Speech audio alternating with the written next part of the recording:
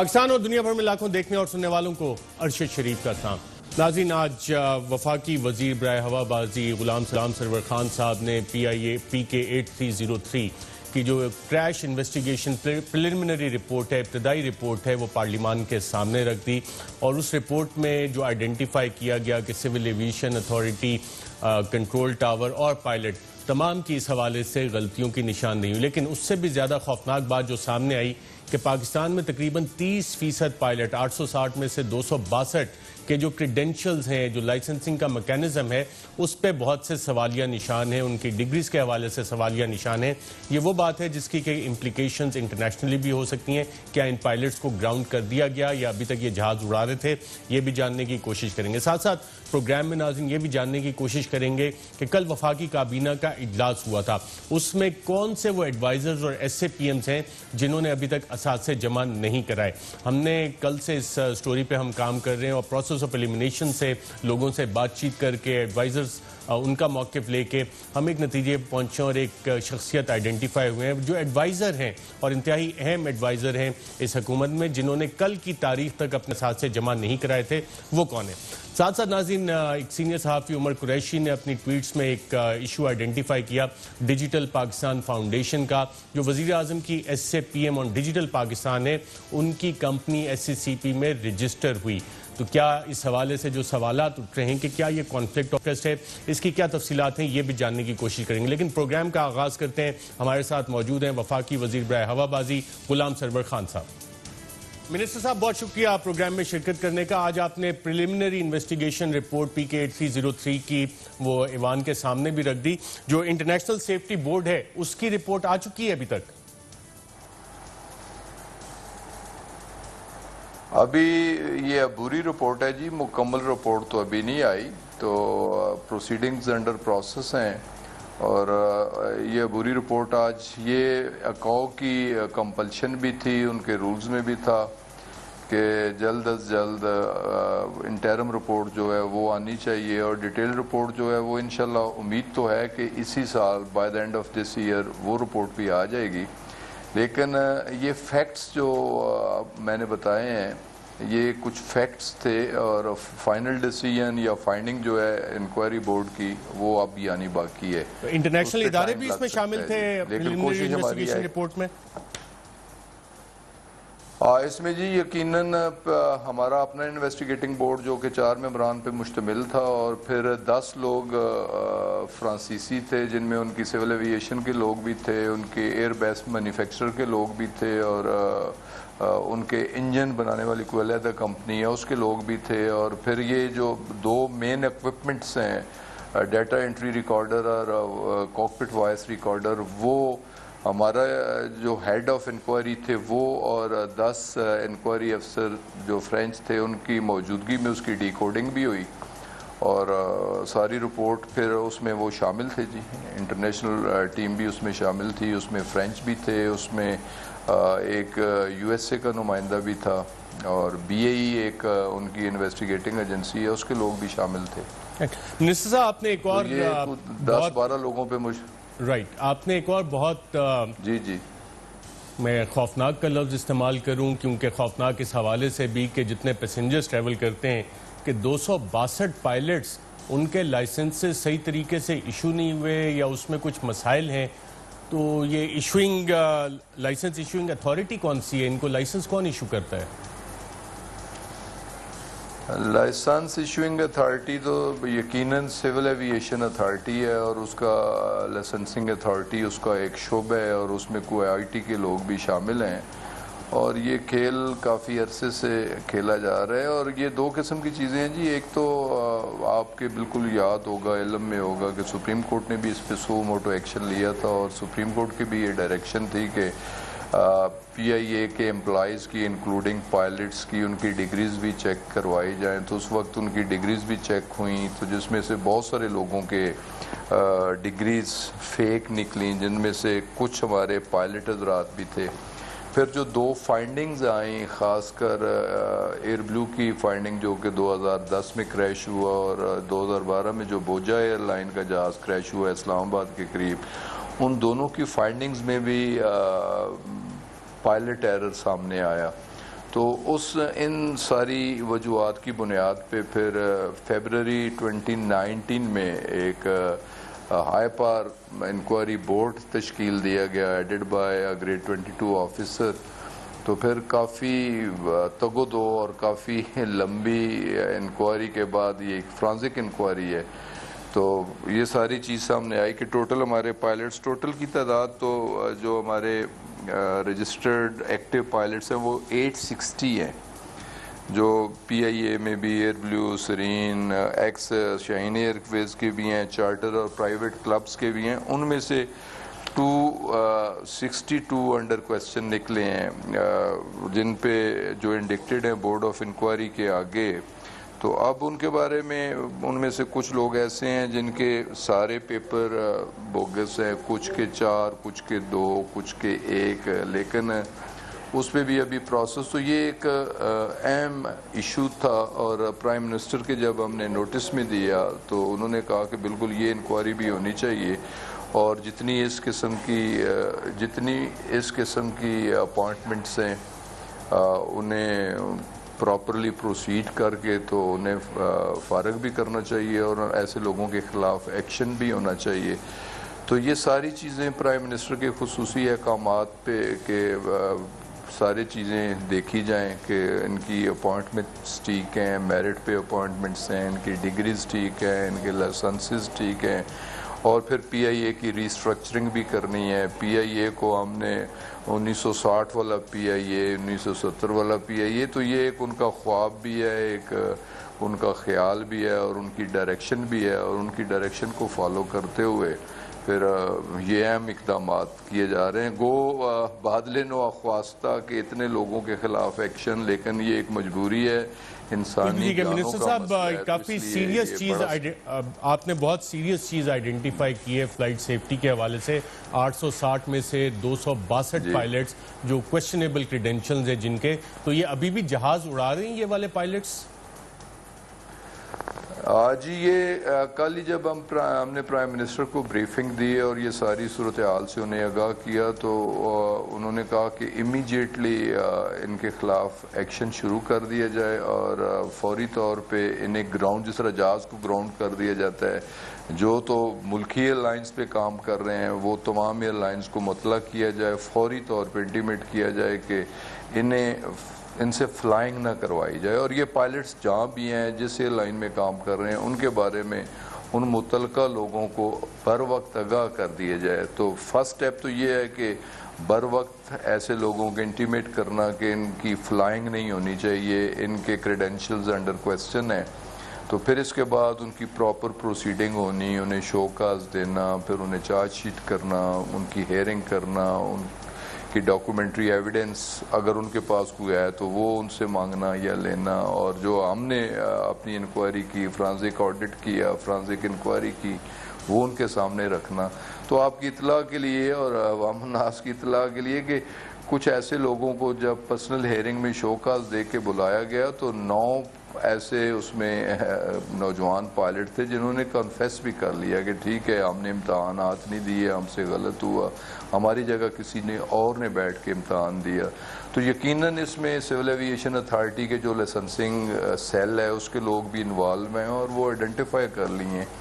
I T کے بھی کچھ لوگ اور کچھ ایکسٹرنل ایلیمنٹس کی بھی انوالومنٹ اس میں آئیڈینٹیفائی ہو گئی ہے, ثابت ہو گئی ہے, اور وہ سارے لوگ ہماری نظر میں ہیں اور سب تک انشاءاللہ تعالیٰ سب کے گریبانوں تک بالکل ٹھیک ہے. تو منسٹر صاحب کل کی تاریخ تک بھی ایکشن ہوگا. رائٹ, کل کی تاریخ تک یہ 262 پائلٹس مختلف جہاز اڑا رہے تھے اور اب ان کو گراؤنڈ کرنے کا فیصلہ جو ہے وہ کب سے نافذ العمل ہوگا؟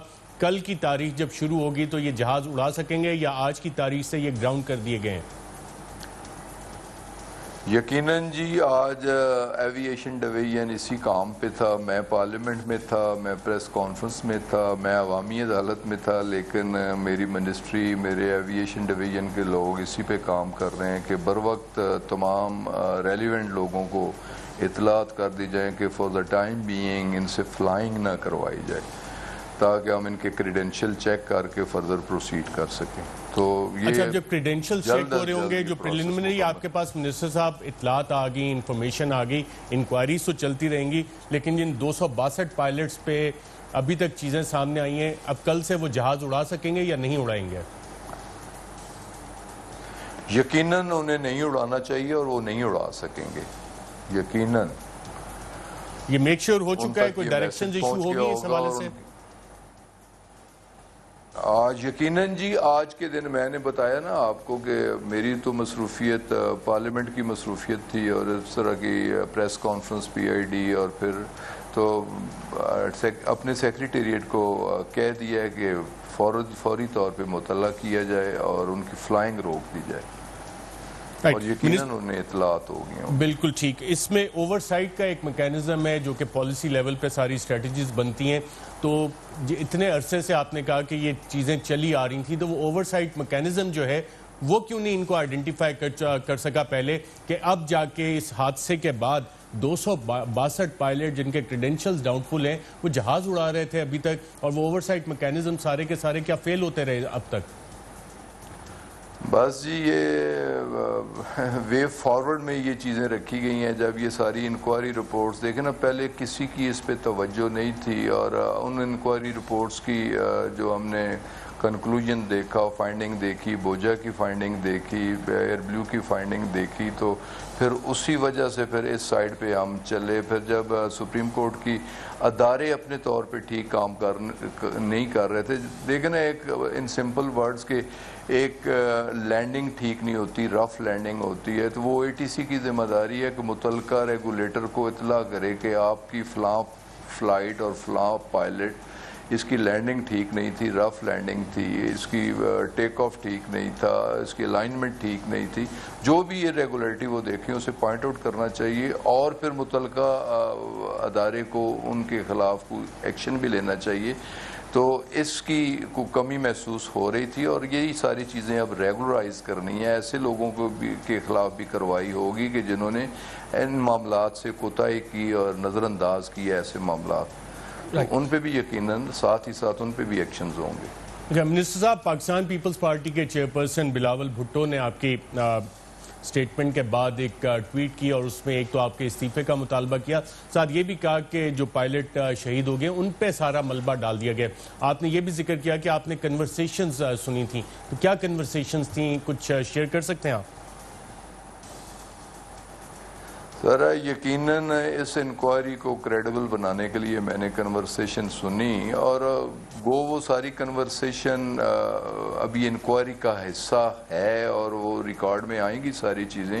تو جب انکوائری کی مکمل رپورٹ سبمٹ کی جائے گی تو تمام تر کنورسیشن جو ہے وہ بھی اس کا حصہ ہوگی، اور وہ مطلع کیا جائے گا معزز ایوان کو بھی اور عوام الناس کو بھی۔ اور مکمل انکوائری رپورٹ کب تک امید رکھی جائے؟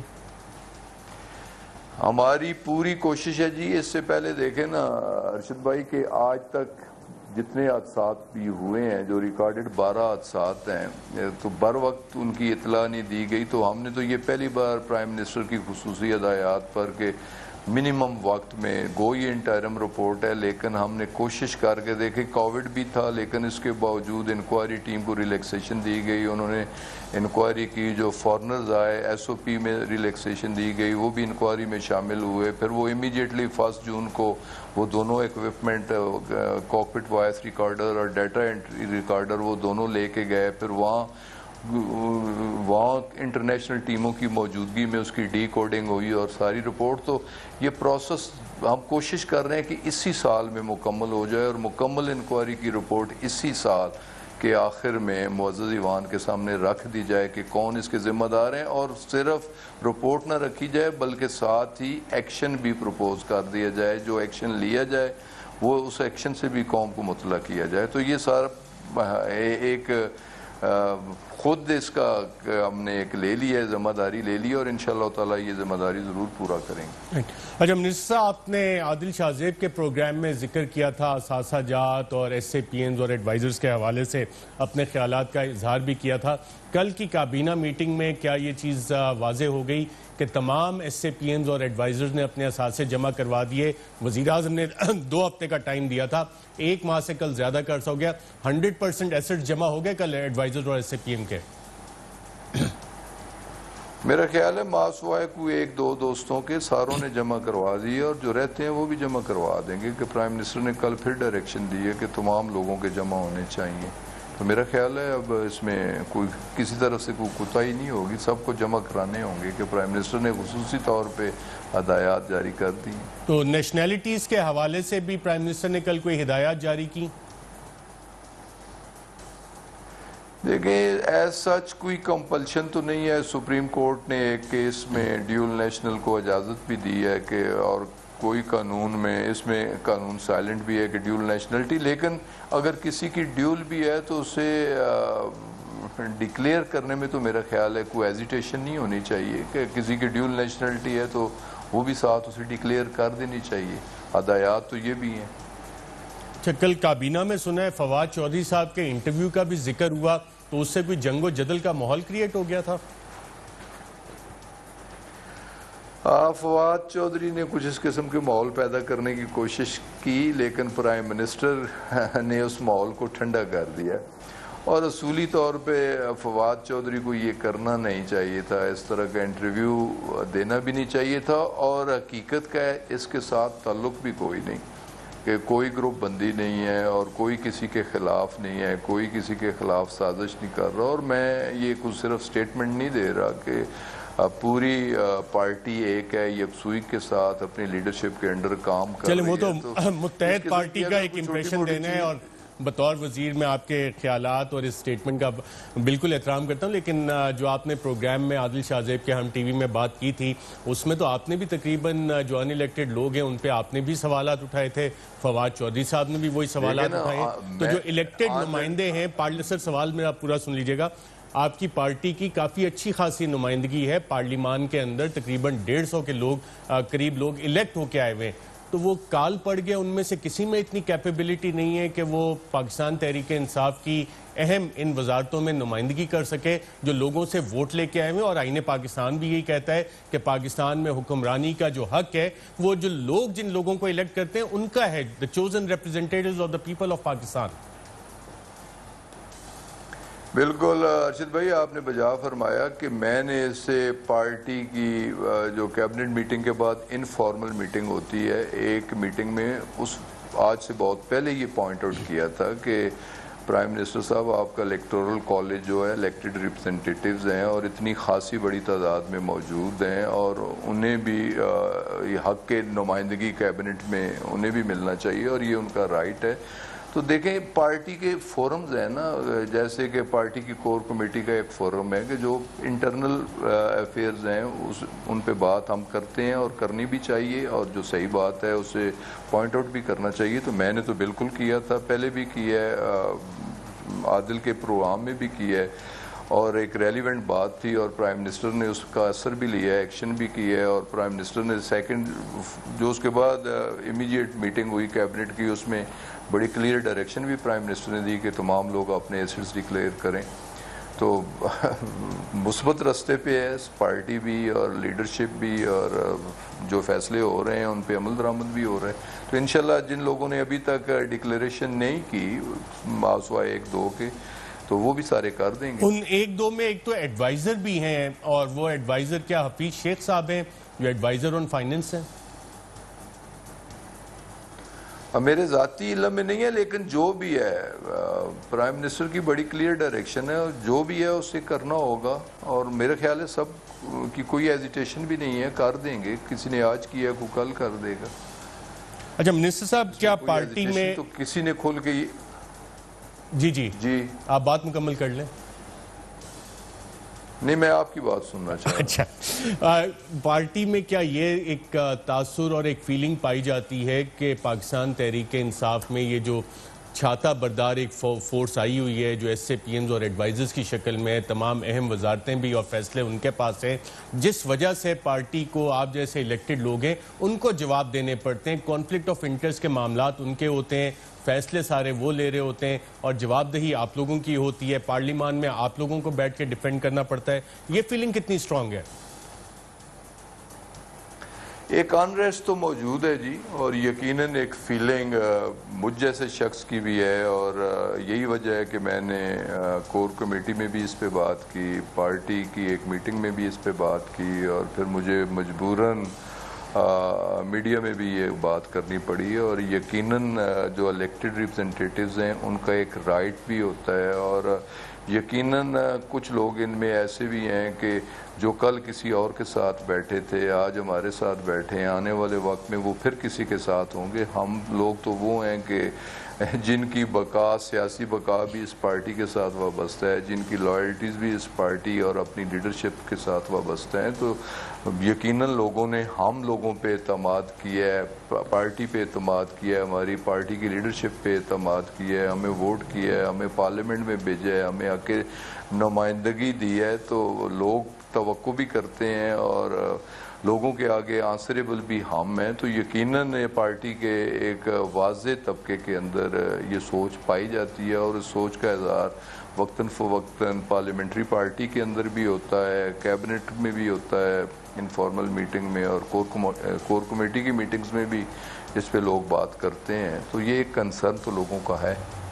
منسٹر صاحب، آپ کی وزارت میں بھی کچھ ان elected S A P M نے مداخلت کی کوشش کی ہے؟ کرتے رہتے ہیں جی، لیکن ہم تو بڑا دل رکھتے ہیں، کوئی نہیں، ٹھیک ہے، میرا کام شیئر کرتے ہیں، مجھے اسسٹ کرتے ہیں، اس لیے مجھے تو کوئی ان سے کوئی پرابلم نہیں ہے۔ یہ کچھ چیزیں بیچنے کے حوالے سے کام آپ کا شیئر کر رہے ہوتے ہیں، اور ایک اور سوال بہت سے لوگ نہیں بیچنے میں دیکھیں، ادھر جو بھی ہوگا ٹرانسپیرنٹ انداز، وہ تو آپ روک رہے ہیں نا ابھی تک، آپ اس پہ ٹرانسپیرنسی چاہ رہے ہیں، اگر یہ آپ نہ چاہ رہے ہوتے تو ابھی تک بک گئی ہوتی چیزیں۔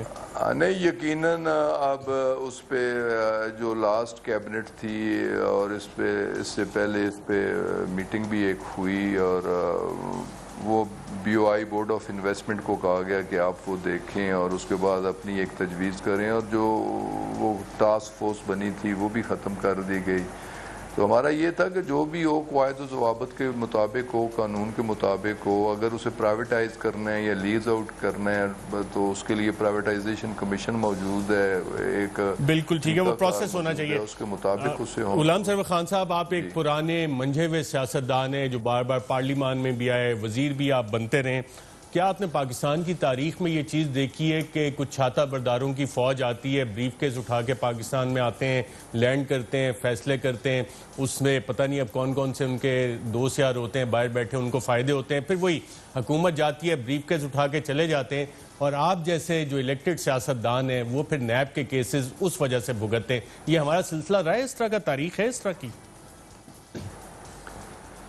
لیکن جی یہ کچھ ہوتا آ رہا ہے، تو اب یہ نہیں ہوگا اور ہونا بھی نہیں چاہیے۔ اصولی طور پہ ٹھیک ہے، اب ایک پروویژن موجود ہے اور نکالی گئی، اور اس پہ فیصلہ بھی ہوا ہے کہ 16 منسٹریز کے اندر ٹیکنیکل ایڈوائزرز ہونے چاہیے، جو منسٹرز کو، جو ٹیکنیکل منسٹریز ہیں وہ منسٹریز بھی آئیڈینٹیفائی ہوئی ہیں، ان میں ٹیکنیکل ایڈوائزرز کی اپوائنٹمنٹ ہونی چاہیے کہ جو اسسٹ کر سکے منسٹر کو، مثلا جو بھی ٹیکنیکل منسٹری، چاہے پاور ہو، پیٹرولیم ہو، ایوییشن ہو، اس طرح کی منسٹریز میں، تو اصولی طور پہ اگر کسی کی ایکسپرٹیز ہیں اور کسی کی سروسز ہمیں ہائر کرنی ہے یا والنٹیئرلی کو ہمیں اسسٹ کرنا چاہتا ہے، تو اس کے لیے ایک طریقہ کار موجود ہے کہ وہ منسٹر کو اسسٹ کرے اور منسٹر کے انڈر رہ کے کام کرے۔ اصولی طور پہ یہ نہیں ہونا چاہیے کہ special assistant to P M chair کرے اور فیڈرل منسٹر اس کا ایک ممبر ہو، تو یہ بھی اصولی طور پہ نہیں ہونا چاہیے۔ تو اس پہ لوگوں میں ہارٹ برننگ بھی ہے، لوگ اس پہ بات بھی کرتے ہیں، اور امید تو ہے کہ ان باتوں کا اثر بھی ہوگا۔ Right, federal minister Ghulam Sarwar Khan, بہت شکریہ پروگرام کے اس سیگمنٹ میں شرکت کرنے کا۔ ناظرین، یہاں پہ ایک وقفہ لیں گے اور وقفے کے بعد مفادات کا ٹکراؤ، اس پہ بات کریں گے۔ ویلکم بیک ناظرین، وفاقی کابینہ نے 21 مئی کو اپنے مشیران اور ایس اے پی ایمز کو کہا تھا کہ اپنے اثاثے ڈکلیئر کریں۔ کل 23 تاریخ یعنی کہ ایک ماہ بعد بھی ایک دو ایڈوائزر اور SAPM ایسے تھے جنہوں نے وزیر اعظم کے احکامات پہ عمل نہیں کیا. یہ کون لوگ ہیں جنہوں نے کل کی تاریخ تک اپنے اثاثے جمع نہیں کروائے؟ پروسیس آف ایلیمنیشن سے ہم نے ایک صاحب کو آئیڈینٹیفائی کیا, انہیں سوالات بھی بھیجے, وہ کون صاحب ہیں وہ بھی بتاتے ہیں. ساتھ ساتھ کانفلکٹ آف انٹرسٹ, مفادات کا ٹکراؤ ہوتا کیا ہے, اس حوالے سے رزاق داؤد صاحب کا نام, ندیم بابر صاحب کا نام پہلے بھی کئی دفعہ آتا رہا ہے. اور حال ہی میں یعنی کہ 22 تاریخ کو ایک پروجیکٹ کی بڈ اوپننگ ہوئی بلوچستان میں, ایک اور ڈیم بن رہا ہے. اور جب اس ڈیم کی بڈ اوپننگ ہوئی, وائنڈر ڈیم پروجیکٹ کانٹریکٹ WD1, اس میں بھی ڈیسکون کا نام آ رہا ہے, اور جو بڈز اس میں جمع کروائی گئیں اس میں بینک آف پنجاب نے بینک گارنٹی بھی دی ہے, اور سیریل نمبر 4 پہ رزاق داؤد صاحب کی کمپنی کا نام ہے. یعنی کہ ایک اور ڈیم بنانے کا پروجیکٹ اس کمپنی کو جو کہ رزاق داؤد صاحب کے ساتھ ایسوسیٹ کی جاتی ہے اس کو یہ کانٹریکٹ دیا جا رہا ہے. IPPs میں جتنے فوائد ندیم بابر صاحب کو, رزاق داؤد صاحب کی کمپنیز کو ملے حکومت میں بیٹھتے ہوئے, ECC میں جو فیصلے ہوتے ہیں وہاں پہ بھی ان کے نام ہم دیکھ چکے ہیں. اس حوالے سے کانفلکٹ آف انٹرسٹ کیا چیز ہے؟ وزیر اعظم پاکستان عمران خان صاحب خود یہ آگہی دیتے رہے, اور میری ہی ایک انٹرویو میں وزیر اعظم عمران خان صاحب جو وزیر اعظم نہیں بنے تھے انہوں نے کیا بتایا تھا, آئیے دیکھتے ہیں. ساری دنیا میں اس کو کانفلکٹ آف انٹرسٹ کہتے ہیں. آپ اقتدار میں آ کے اپنی بزنس نہیں کر سکتے. میں اقتدار میں آ کے اگر بزنس شروع کروں, گورنمنٹ میری ہے, میرے لیے بڑا آسان, تو یہ تو کوئی مشکل ہی نہیں ہے پیسہ بنانا. اس لیے دنیا میں کانفلکٹ آف انٹرسٹ لا ہوتا ہے. جی ناظرین, آپ نے سنا عمران خان صاحب وزیر اعظم بننے سے پہلے کتنے واضح الفاظ میں بتا رہے تھے کہ کانفلکٹ آف انٹرسٹ کیا ہوتا ہے, اور آج حکومت پہ جتنے بھی سوالات اٹھتے ہیں وہ انہی SAPMs اور ایڈوائزرز کی وجہ سے اٹھ رہے ہیں جن کی کمپنیز ہیں. اور جب اثاثے ڈکلیریشن کی بات آئی تو وہ اثاثے میجورٹی نے ڈکلیئر تو کر دیے لیکن وہ ابھی تک سامنے نہیں آئے. اور اب بلوچستان میں یہ نیا پروجیکٹ ہے جس کے لیے جو کمپنی ڈیسکون رزاق داؤد صاحب کے ساتھ ایسوسیٹ ہوتی ہے وہ دوبارہ اس ڈیم کی کنسٹرکشن کے لیے بھی بڈ کر رہی ہے. اب اس سے ہوتا کیا ہے ناظرین, حکومت میں آپ بیٹھے ہوں, ECC میں آپ بیٹھے ہوں, کابینہ میں آپ بیٹھے ہوں, بے شک آپ اٹھ کے چلے جائیں لیکن آپ کی کمپنیز کو فوائد تو مل رہے ہیں. اگر سینیٹائزر ایکسپورٹ کرنے کی بات آ رہی ہے تو اس میں بھی جب دیکھا جائے تو ٹھیکے کس کی کمپنی کو ملتے ہیں؟ کیا وہ لوگ کابینہ میں بیٹھے ہیں؟ تو بالکل ویسے ہی نظر آتا ہے. کیا اس کی اجازت کامرس منسٹری نے انیشیٹس کیے منٹ؟ بالکل وہ بھی آپ کو وہ چیزیں نظر آتی ہیں. تو یہ وہ مفادات کا ٹکراؤ ہے جس کی طرف وزیر اعظم اشارہ کرتے ہیں, لیکن آج کی کابینہ میں وہ چیزیں ہمیں نظر آتی ہیں. اب سوال آتا ہے کہ ناظرین وہ کون سے صاحب ہیں جنہوں نے اپنے اثاثے ڈکلیئر نہیں کیے, اور کیا وہ ایک ایڈوائزر ہیں؟ تو ہم نے جو پروسیس آف ایلیمنیشن کے ذریعے ان صاحب تک پہنچے اس میں ملک امین اسلم صاحب اس حوالے سے آن ایئر منسٹر فیصل واڈا صاحب ہماری پروگرام میں انہوں نے بتایا تھا کہ ملک امین اسلم نے اپنے اثاثہ جات ڈکلیئر کیے ہیں. فواد چودھری صاحب پہلے بتا چکے ہیں کہ ملک امین اسلم صاحب نے 21 مئی کو کابینہ کے اجلاس میں وزیر اعظم سے ریکویسٹ کی تھی کہ یہ تمام ایڈوائزر SAPMs کو کہا جائے اپنے اثاثے ڈکلیئر کریں, اور کل وزیر اعظم نے ہدایت دی کہ جی نیشنلٹیز بھی اپنی ڈکلیئر کر دیں, کیا ایشو ہے اس میں. اور ساتھ اثاثہ جات کے حوالے سے بھی انہوں نے سوال کیا. رزاق داؤد صاحب یہ بھی اپنے اثاثہ جات ڈکلیئر کر چکے ہیں. ہماری اطلاعات کے مطابق ان کے قریبی لوگوں سے جب بات چیت ہوئی انہوں نے کنفرم کیا کہ جی انہوں نے بھی ڈکلیئر کر دیے. ڈاکٹر ارشد حسین صاحب ان کے قریبی ذرائع نے بھی ہمیں بتایا کہ جی ڈاکٹر ارشد حسین نے بھی اپنے اثاثے ڈکلیئر کر دیے. بابر اعوان صاحب وہ بھی ایڈوائزر ہیں وزیر اعظم کے, انہوں نے بھی اثاثے ڈکلیئر کر دیے. تو پیچھے ایک صاحب رہ گئے ڈاکٹر عبدالحفیظ شیخ صاحب, ایڈوائزر آن فائنینس. ان کو ہم نے کل ہی سوالات بھیجے تھے حامد وٹو صاحب کو, تو کل انہوں نے کہا تھا جی میرا رابطہ بھی حفیظ شیخ صاحب کے ساتھ نہیں ہے اور شاید نمبر بھی نہیں ہمارے, انہوں نے کوارڈینیٹر کو بتایا کہ نہیں ہے. تو میں آپ کو صبح بتا دوں گا. تو آج صبح جو ہم نے سوالات ان کو بھیجے تھے تو اس کا جواب آج ہمیں ملا, اور اس کا جواب یہ تھا کہ نو کومنٹس. اب نو کومنٹس کن سوالات کے جواب میں دیا گیا تو اس میں سوال یہ کیا گیا تھا کہ کیا آج کی تاریخ تک آپ نے وزیر اعظم کی ہدایت کے مطابق اپنے اثاثہ جات اور شہریت ظاہر کر دی؟ یعنی کہ جواب نو کومنٹس. کیا آپ کابینہ میں اپنے اثاثہ جات کی تفصیلات جمع کرائیں گے؟ جواب نو کومنٹس. کیا آپ اپنے کاغذات میں اپنی شہریت بھی ظاہر کریں گے؟ جواب نو کومنٹ. نو کومنٹس ایک ہی جواب آیا تھا, لیکن ہم سمجھ رہے ہیں کہ یہ تینوں سوالات کا یہی جواب ہے حفیظ شیخ صاحب کی طرف سے کہ نو کومنٹس آج کی تاریخ تک. تو جو ایڈوائزرز کی لسٹ ہے اس میں حفیظ شیخ صاحب ہمارا خیال ہے کہ واحد ایڈوائزر ہیں جنہوں نے ابھی تک اپنے اثاثہ جات ڈکلیئر نہیں کیے, کل کی تاریخ تک ڈکلیئر نہیں کیے تھے کل جب کابینہ کا اجلاس ہوا. اب اس کی وجہ کیا ہے؟ ایڈوائزر آن فائنینس جو ملک میں پوری ٹیکسیشن کے حوالے سے فیصلے کر رہے ہیں. اب سوالات یہ بھی اٹھتے ہیں کہ کیا ان کا اپنا ٹیکس نمبر پاکستان میں ہے. پاکستانی قوانین کے مطابق اگر آپ 180 دن اور بعد میں شاید کوئی امینڈمنٹ ہوئی تھی کہ 90 دن اگر آپ ریزیڈنٹ پاکستانی ہیں تو آپ کو پاکستان میں اپنا ٹیکس ادا کرنا چاہیے اور کرنا پڑے گا قانون کے مطابق. کیا حفیظ شیخ صاحب پاکستان میں ایک ٹیکس پیئنگ سٹیزن کی حیثیت سے موجود ہیں یا نہیں ہیں؟ اس حوالے سے سوالات بھی اپوزیشن بہت سے اٹھا رہی ہے. ہاٹ منی کا تذکرہ بہت زیادہ ہوتا ہے اور خواجہ آصف صاحب نے حفیظ شیخ اور گورنر اسٹیٹ بینک کے حوالے سے کہا کہ یہ پاکستان میں لیکویڈیٹر کے طور پہ انڈرٹیکر کے طور پہ ہماری اکانومی پہ فیصلے کریں. کیا کہا انہوں نے؟ آئیے دیکھتے ہیں. یہ لیکویڈیٹر ہیں. یہ ہو گیا اسٹیٹ بینک کا گورنر ہو گیا, یہ ہماری اکانومی کے ہمارے وطن کے لیکویڈیٹر ہیں IMF کی طرف سے آئے ہوئے, اور اب لیکویڈیٹر بھی نہیں رہے, اب یہ انڈرٹیکرز بن گئے ہیں. آپ کیوں لے کے آتے ہیں ان مرسنریز کو؟ یہاں پہ ایسے لوگوں کی بھرمار ہے جن کے پاس اصل طاقت ہے, جن کے پاس عوام کا ووٹ نہیں ہے, لیکن طاقت ان کے ہاتھ میں دی گئی. جی ناظرین, نہ صرف یہ MNA محسن رانجھا صاحب, انہوں نے بھی سوال اٹھایا اور ہاٹ منی کا سوال جو کہ بار بار اٹھتا رہا, اور حکومت کے دستاویزات جو ہیں, جو انٹرسٹ ریٹ بڑھایا گیا جون کے پہلے ہفتے میں منسٹری آف پلاننگ کے جو دستاویزات ہیں وہ بھی اس ہاٹ منی اور انٹرسٹ ریٹ کے حوالے سے سوالات اٹھاتے ہیں جو کہ محسن رانجھا صاحب نے بھی اٹھایا. کیا سوال اٹھایا آئیے دیکھتے ہیں. اگر ہاٹ منی پاکستان میں ہاٹ منی کا ایشو بنا تو اس کے اوپر خواجہ آصف صاحب نے بھی بات کی, باقی لوگوں نے بھی بات کی, میں نے بھی بات کی. اگر ہم ان کے سلیکٹڈ لوگوں کے بارے میں بات کرتے ہیں جن لوگوں نے کل ایک بیگ اٹھایا اور پاکستان سے رفو چکر ہو جانا ہے, جن لوگوں نے نہ الیکشن کمیشن کو جواب دے ہونا ہے, جن لوگوں نے نہ نیب کو جواب دے ہونا ہے, جن لوگوں نے نہ پاکستان کی عدالتوں کو جواب دے ہونا ہے, اور جنہوں نے معین قریشی کی طرح اور شوکت عزیز کی طرح پاکستان کی سیاسی صفحہ ہستی سے مٹ جانا ہے, ہم ان لوگوں کو, وہ لوگ جو ہیں وہ پاکستان کے وسائل استعمال کر رہے ہیں ہمارے خلاف.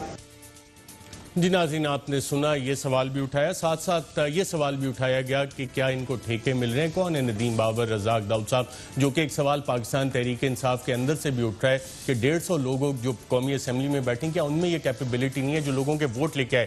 لیکن اس حوالے سے کیا سوال اٹھایا محسن رانجھا صاحب نے, آئیے دیکھتے ہیں. ندیم بابر کون ہے بھائی؟ آج بھی جتنے بھی تیل کے اسکینڈل ہیں اس میں ندیم بابر کا نام ہے. رزاق داؤد جو ہے وہ ٹھیکے لے رہا ہے اپنے مومند بہن کے, کانفلکٹ آف انٹرسٹ کیا وہاں پہ نہیں ہے؟ تو اگر ہم کانفلکٹ آف انٹرسٹ کی بات کرتے ہیں, ہم پاکستان کے ساتھ لوئلٹی کی بات کرتے ہیں, تو ہم نے آرٹیکل 5 آئین کے نیچے پاکستان کی وفاداری کا حلف اٹھایا. جی ناظرین, آپ نے سنا, اور IPP رپورٹ جب آئی تھی جو کہ حکومت نے پریس کانفرنس میں اناؤنس کیا تھا کہ اسے پبلک کیا جائے گا, لیکن چند وجوہات کی وجہ سے وہ رپورٹ ابھی تک سامنے نہیں آئی. اس کی بہت ساری وجوہات میں سے یہ وجہ بھی ہے کہ اس میں حکومتی جو مشیران ہیں, ایڈوائزرز ہیں, ان کو کتنے بلینز کے فائدے دیے گئے وہ بھی اس میں آئیڈینٹیفائی ہوا ہے. حال ہی میں اسلامک سکوک بانڈ 2 حکومت نے ریز کیے 200 بلین, اور اس میں سے بھی یہ فوائد دیے گئے رزاق داؤد صاحب اور ندیم بابر صاحب کی پاور کمپنیز کو. اور آئندہ جب بجلی کے بل بڑھیں گے تو ان کا فائدہ جو ہے یقیناً ان کی کمپنیز کو جائے گا. لیکن ان 200 ارب کے سکوک بانڈ میں سے کتنا فائدہ گیا, ہم نے minister for power Omar Ayub صاحب سے یہ سوال کیا, منسٹر فار انرجی, اور انہوں نے اس کا کیا جواب دیا, آئیے دیکھتے ہیں. سکوک کبھی آپ نے 200 بلین کے ریز کیے, یہ پاور کمپنیز کو پیمنٹس کر دی گئی ہیں. یہ اس لیے کی ہیں, اور یہ بڑی ٹرانسپیرنٹلی ہم نے کی ہیں, ان کمپنیز کو دے رہے ہیں جو کہ ہمارے میرٹ لسٹ میں اس گرمیوں میں ہمیں درکار ہوں گی بجلی پیدا کرنے کے لیے, کہ ہم لوگ اپنی معیشت کی ڈیمانڈ پوری کر سکیں اور لوڈ شیڈنگ کہاں پہ نہ ہو. جس میں ندیم بابر کی اورینٹ پاور کو 1.4 بلین روپے دینے پڑیں گے کیونکہ انہوں نے بجلی پیدا کرنی ہے اسلامک سکوک سے. اس پہ جو وہ لسٹ ہے اس میں ہم نے کمپنیز کا میں کوئی نہیں دیکھتا ہوتا, میں صرف دیکھتا ہوتا ہوں کہ جی اگر غلط پڑھوں تو مجھے کریکٹ کر دیجئے. اینگرو پاور کو 10 بلین, نشاد پاور جن کو 2.8 billion, Orient power Nadeem Babar صاحب کی 1.4 بلین, روش پاور رزاق داؤد صاحب کی 1 بلین. یہ صرف جو سکوک ابھی آپ نے پیمنٹس ریلیز کی ہیں اس ہفتے. یا ان کمپنیز, یہ کمپنیز جب چلیں گی, انہوں نے بجلی یا پیدا کرنی ہے تو ان کو پیسے, جو بھی کمپنیز ہیں جنہوں نے بجلی پیدا کرنی ہے ان کو پیسے ملیں گے. آپ کو کانفلکٹ آف انٹرسٹ نظر نہیں آتا کہ ECC میں بھی یہی صاحبان بیٹھے ہوتے ہیں, آپ کی وزارت میں بیٹھے ہوتے ہیں, فیصلے لے رہے ہیں. ان میں سے کسی شخص کا تعلق ہماری بجلی کے ساتھ نہیں ہے, بجلی کے محکمے کے ساتھ, پاور منسٹری کے ساتھ نہیں ہے. بالکل وہ پیٹرولیم کے ہیں نا, پیٹرولیم کے ساتھ ہے, اور ان کا وہ کہیں پہ بھی اور کہیں پہ بھی وہ آ کے ڈیسیجن میکنگ میں نہیں آتے. میں ٹیبل تو شیئر کرتے ہوں گے, ٹیبل جب ہوتے ہیں وہ یا چلے جاتے ہیں, یہاں پہ ان چیزوں پہ وہ نہیں بیٹھتے ہیں. اچھا, جب یہ والے آپ نے 1.4 بلین اپروو کیے تھے تو ندیم بابر یہ اس کمیٹی بھی نہیں تھے جہاں پہ یہ اپروو ہوا تھا, نہ ہی اس میں رول ہے. 1.رزاق داؤد صاحب کے لیے جب 1 بلین اپروو کیے وہ بھی اٹھ کے چلے گئے. نہیں, وہ ای سی سی میں اس کے اوپر تو کمپنی وائز تو نہیں ہوتا. آپ نے کمپنی وائز ایک سب کمیٹی بنی, اسد عمر صاحب نے اس کو لیڈ کیا, اس میں میں تھا. تو اسد عمر صاحب اور آپ نے مل کے ندیم بابر اور ان کو جو آپ کے ساتھ ٹیبل شیئر کرتے ہیں, آپ ایک چیز کو ود ڈیو ریسپیکٹ آپ اس کو گھما رہے, ٹویسٹ کر رہے ہیں. اور ناظرین, ٹوسٹنگ اس میں یہ ہے کہ عمر ایوب صاحب کہہ رہے ہیں کہ میرٹ پہ یہ پیسے دیے گئے ندیم بابر صاحب کی کمپنی کو, رزاق داؤد صاحب کی کمپنی کو, اور جو آئی پی پی رپورٹ ہے اس میں اس حوالے سے فیول کاسٹ کے حوالے سے, آڈٹ کے حوالے سے جو سوالات تھے وہ اپنی جگہ, اور منسٹر صاحب نے بعد میں یہ کلیریفائی بھی کیا کہ جی بعد میں آڈٹ ہو جائے گا. جی ہاں, بالکل اسی طرح آڈٹ جیسے اسحاق ڈار صاحب نے 480 بلین ریلیز کر دیے تھے, یہ 200 بلین روپے اس حکومت نے بھی آڈٹ کیے بغیر ریلیز کر دیا. پوسٹ آڈٹ اس سارے معاملے کا ہو گیا. یہاں پہ ناظرین ایک وقفہ لیں گے, اور ڈیجیٹل پاکستان فاؤنڈیشن اور ڈیجیٹل پاکستان, اس کا آپس میں کیا تعلق ہے, کوئی تعلق ہے یا نہیں ہے, کیا معاملہ ہے, اس پہ بات کریں گے ایک وقفے کے بعد. ویلکم بیک ناظرین. ایک سینئر صحافی عمر قریشی نے اپنی ٹویٹس کے ذریعے کل ایک معاملہ اٹھایا ڈیجیٹل پاکستان فاؤنڈیشن کا کہ یہ 27 تاریخ کو رجسٹر ہوئی ایس سی سی پی میں, اور جو سوالات اس حوالے سے اٹھائے گئے وہ کانفلکٹ آف انٹرسٹ, مفادات کے ٹکراؤ کے حوالے سے سوالات اٹھائے گئے. تو ان مسئلہ کیا ہے, معاملہ کیا ہے, کیا واقعی کا یہاں پہ مفادات کا ٹکراؤ ہے, اس حوالے سے ہم بات کریں گے وزیر اعظم کی معاون خصوصی برائے ڈیجیٹل پاکستان تانیہ ادروس سے. بہت شکریہ پروگرام میں شرکت کرنے کا. کیا یہ ڈیجیٹل پاکستان فاؤنڈیشن حکومت پاکستان کی فاؤنڈیشن ہے؟ نہیں جی, digital Pakistan foundation section 42 company ہے, private company, not for profit. Not for profit? جی جی بالکل ناٹ فار پروفٹ فاؤنڈیشن ہے. اس کے بارے میں جی میں آپ کو اس کے بارے میں تھوڑا سا بتاتی ہوں. دیکھیں جی, دسمبر 5 کو 2019 کو ڈیجیٹل پاکستان کا ویژن پرائم منسٹر نے لانچ کیا تھا. اچھا, اس ویژن کے ساتھ ایک بڑی چیز کلیئر تھی کہ اس ویژن کو ریئلائز کرنے کے لیے جو ایک سب سے بڑی امپورٹنٹ چیز تھی وہ ہیومن ریسورس تھی, کہ ہم نے کہاں سے ٹاپ ٹیک ٹیلنٹ کو واپس لانا ہے, پاکستان کے برین ڈرین کو ریورس کرنا ہے. اور ہم نے بہت سارے ممالک کے ماڈلز دیکھ کے ایک ہمیں لیسن نظر آیا تھا کہ ایک ایسی انوائرمنٹ کریٹ کی جائے جہاں پہ آپ لوگوں کو اٹریکٹ کر سکیں, ٹاپ ٹیلنٹ کو واپس لا سکیں, ملک کے اندر سے بھی اور ملک کے باہر سے بھی پاکستانیوں کو, تاکہ پاکستانی اپنے ملک کے لیے خود ٹیکنالوجی کریٹ کر سکیں. تو یہ ایسا ماڈل تھا جس کے بارے میں ایکچولی دسمبر سے میں بات کر رہی تھی. تو انفیکٹ آپ کسی سے اگر پوچھیں جن لوگوں نے میرے ساتھ کلوزلی کام کیا ہے, یہ ایک ایسی چیز تھی جس سے کافی دسمبر سے اس کے اوپر بات ہو رہی ہے. آپ نے پرائم منسٹر سے بھی اجازت لی تھی اس کی؟ دیکھیں جی, ویسے تو پرائم منسٹر اور ایس اے پی ایم کے دوران کے بیچ میں جو بات ہوتی ہے وہ پریویلیج انفارمیشن ہے, لیکن ان سے بالکل جسٹ اس کانسیپٹ کی بالکل شیئر کی. Digital Pakistan foundation S C C P میں کمپنیز ایکٹ کے تحت رجسٹر ہوئی, باقاعدہ سیکشن 42 کا آپ نے ذکر کیا. اس میں ایک فٹ اینڈ پراپر کرائٹیریا بھی ہے کہ اگر آپ کی کوئی پولیٹیکل ایفیلیشن ہے تو پھر آپ کمپنی کے ڈائریکٹر نہیں بن سکتے. اگلے دن آپ کا نوٹیفیکیشن ہو گیا as S A P M to the prime minister, تو آپ نے کمپنی سے کیا ابھی تک ڈیجیٹل پاکستان فاؤنڈیشن سے ریزائن کیا؟ نہیں جی, section 42 not for profit company کے بورڈ کے اوپر ہونے پہ کوئی ریسٹرکشن نہیں ہے, کیونکہ اس میں کوئی کمپنسیشن کے ساتھ کوئی اس کا تعلق نہیں ہے, زیرو کمپنسیشن ہے. ایبسولوٹلی آپ اگر ایس اے پی ایم ہیں آپ بورڈ پہ ہو سکتے ہیں, اس میں کوئی لیگیلٹی کا کوئی مسئلہ نہیں ہے. دیکھیں جی, بیکاز یہ ناٹ فار پروفٹ کمپنی ہے تو اس کا کوئی اونرشپ کا کوئی شیئرز اور اونرشپ کا کوئی اس میں معاملہ ہی نہیں ہے. تو اس میں جو اگر آپ سیکشن 42 کے رولز دیکھیں نا, ایس سی سی پی کے گورنمنٹ رولز ہوتے ہیں, کون کرتا ہے اس کی اونرشپ کا اس میں تعلق ہی نہیں ہوتا. ڈائریکٹرز کون ہیں؟ جی ڈائریکٹرز کا میں آپ کو بالکل, یہ اچھی بات آپ نے کویشچن پوچھا, اس کے اوپر تھوڑی سی بات کرتے ہیں. اچھا, جب آپ کمپنی سیکشن 42 کی رجسٹر کرتے ہیں اس میں منیمم ریکوائرمنٹس کی ضرورت ہوتی ہے. منیمم ریکوائرمنٹس یہ ہوتی ہیں کہ 3 لوگ بورڈ کے اوپر ہوں جب کمپنی انکارپوریٹ کی جائے. اچھا, ہماری انٹینشن یہ تھی کہ اس کا ایک ہائی پاورڈ بورڈ بنے گا. اب رجسٹر کرنے کے لیے بیسک ریکوائرمنٹس پوری کرنے کی ضرورت تھی. تو جب رجسٹر کمپنی کی گئی تو اس وقت بالکل ایک چھوٹا اسکیلیٹن بورڈ تھا, اس کے اوپر اس وقت 4 لوگ تھے. اس وقت جہانگیر ترین صاحب تھے, ایک ہم چاہتے تھے اس کے اوپر ایک لائر ہوں. وہ لائر کون تھے؟ جی, لائر کا نام ہے سکندر بشیر. وہ ہم چاہ رہے تھے جہانگیر ترین کے وکیل ہیں. جی, وہ جہانگیر ترین کے وکیل ہیں, لیکن میں اس کے اوپر آپ کو تھوڑا سا ایکسپلین کرتی ہوں. اس وقت دیکھیں ہمیں ایک بیئر بون اسٹرکچر کی ضرورت تھی تاکہ ہم کمپنی کو شروع کر سکیں, اس کو رجسٹر کر سکیں. ٹھیک ہے. اب اس کے اوپر ایک بورڈ ہم نے بنانا تھا. اب تھوڑا سا ہم آپ بات کرتے ہیں کیونکہ اس کے اوپر بہت ابھی بھی جہانگیر ترین صاحب اور سنگندر صاحب ڈائریکٹرز ہیں اس کمپنی میں. جہانگیر ترین صاحب نے بورڈ سے اپریل میں ریزائن کر دیا تھا شوگر انکوائری رپورٹ آنے کے بعد. نہیں شوگر دیکھیں جی شوگر میں اس کے اوپر کامنٹ نہیں کر سکتی, ان کے اور پرسنل تھے معاملات. وہ انہوں نے اس سے ڈیسیجن ہو گئی تھی کہ میں اس کو ٹائم نہیں دے سکوں گا. اس وقت انہوں نے اپنی ریزگنیشن سبمٹ کی تھی, وہ SEC پہ میں ریزگنیشن ان کی ایکنالج ہو گئی تھی, اس کی پوری ڈاکیومنٹیشن اویلیبل ہے. تو وہ تو ریزائن کر دیے تھے. سکندر بشیر صاحب بھی ایکچولی ریزائن کر چکے ہیں بورڈ سے, لیکن کیونکہ SECP کی ایک ریکوائرمنٹ ہوتی ہے کہ 3 بورڈ ممبرز ہوں.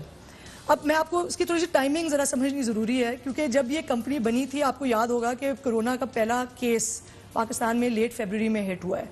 جب سے یہ پوری چیز بنی ہے, ٹھیک ہے, اس میں پیسے کہاں سے ڈالے حکومت پاکستان؟ پیسے اس وقت اس کے اندر سوائے 25,000 روپے کے جو ہم نے اس کے اندر ڈالے تھے. پیسے آئیں گے کہاں پہ؟ جی اس وقت اس کے اندر کوئی پیسے ہیں ہی نہیں. آئیں گے کیسے؟ اس کا آئیڈیا یہ ہے کہ ہم بیسکلی اس کے اندر ڈونرز سے, high net worth Pakistanis, international donors سے پیسے اس کے اندر ریز ہوں گے تاکہ گورنمنٹ کے ایکسچیکر کے اوپر اس کا بوجھ نہ پڑے. اس کا آئیڈیا یہ ہے, اور اگین میں بار بار کہوں گی کہ یہ ماڈل ایسے یہ کوئی یونیک ہم نے بلڈ اپ نہیں کیا ماڈل. یہ ماڈل ایگزسٹ کرتا ہے بہت سارے ممالک میں, تاکہ آپ ایک انڈیا میں بھی ہے, غالباً بنگلہ دیش میں بھی, لیکن کوئی پولیٹیکل شخصیت اس میں بیٹھی نہیں. بینگ SAPM اب آپ کی ایک پولیٹیکل اپوائنٹمنٹ بھی ہے. SCCP کے رول بڑا واضح کہتے ہیں, patronage of any government authority express or implied shall not be claim unless such government or authority has signified its consent thereto in writing. بڑی ڈیٹیلز اس میں لیگل گائیڈ لائنز ہیں اس حوالے سے.